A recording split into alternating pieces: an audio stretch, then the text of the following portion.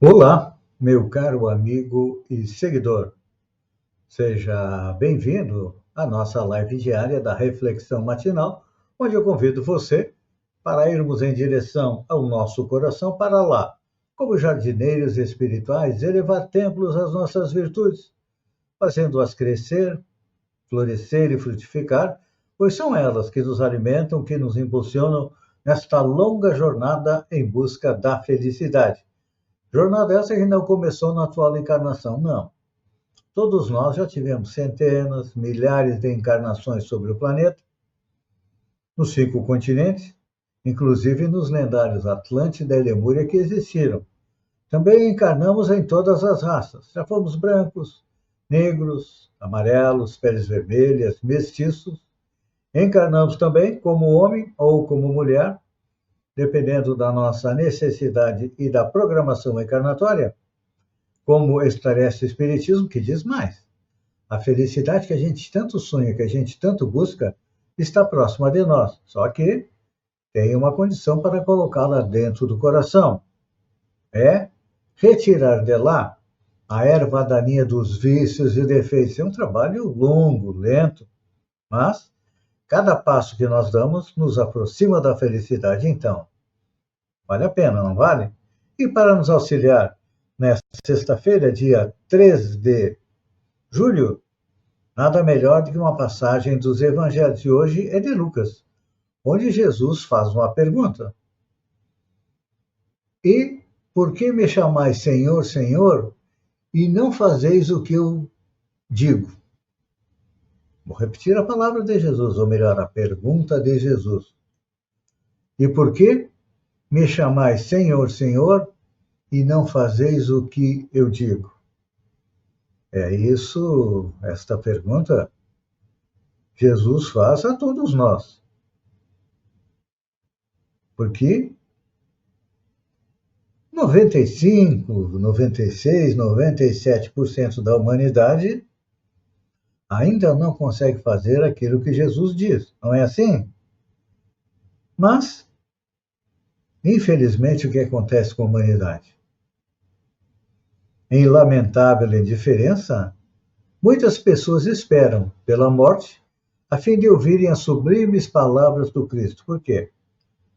As religiões, com exceção do Espiritismo, dizem: olha, aceita Jesus que está salvo.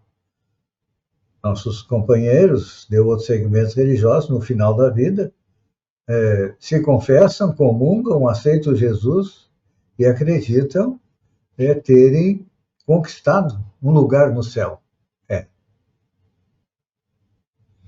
Mas será que isso é verdade? O Espiritismo esclarece que não é bem assim mesmo, não. Porque não se compreende, porém, o motivo de semelhante propósito. O Mestre permanece vivo em seu evangelho de amor e de luz e pede que os sigamos. Não adianta nós simplesmente chamar Jesus de Senhor, Senhor, e, como diz Lucas, não fazer o que ele diz, que é colocar em prática a lei de amor, que é a lei que comanda o universo. Então, não precisa aguardar ocasiões solenes para ouvir os ensinamentos sublimes e claros. E não é só ouvir. Ouvir é fácil. Hoje em dia, com as redes sociais, com a televisão, com o rádio, todos nós temos acesso às palavras de Jesus. Não precisamos ficar presos a um padre, a um pastor, a um expositor espírita, não. Todos nós temos acesso ao ensinamento de Jesus. Mas o problema é que todos nós queremos um Jesus especial para nós, não é assim? Muitos aprendizes, não importa qual seja o segmento religioso, querem que Jesus se materialize na frente deles, querem receber mensagens dos bons espíritos. Mas eu pergunto, tudo que já veio antes não vale nada? Nós queremos um Jesus exclusivo para nós? Nós queremos aí verdades exclusivas para nós? Mensagens exclusivas para nós? Pois é.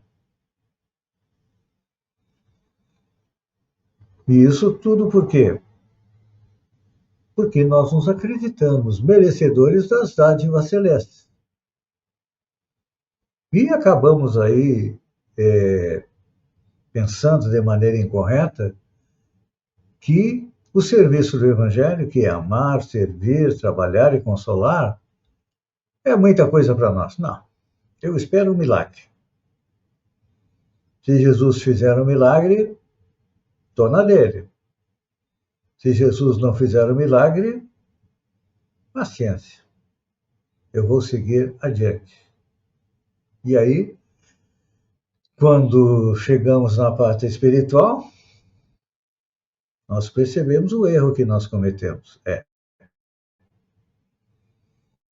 Que é não termos colocado em prática a lei de amor. Porque Jesus deixou 2 exercícios para nós fazermos. Todo mundo chama de mandamento, eu chamo de exercício, porque nós ainda não conseguimos colocá-los em prática. Então, são exercícios difíceis. Amar a Deus e amar o próximo. Mas como é que a gente chega a Deus e como é que chega a Jesus? Através do trabalho. Vamos analisar a passagem de Jesus pelo planeta. Ele não só ensinou, não. Ele colocou em prática a lei de amor, curando cegos, auxiliando as pessoas. Enfim, ele viveu o Evangelho.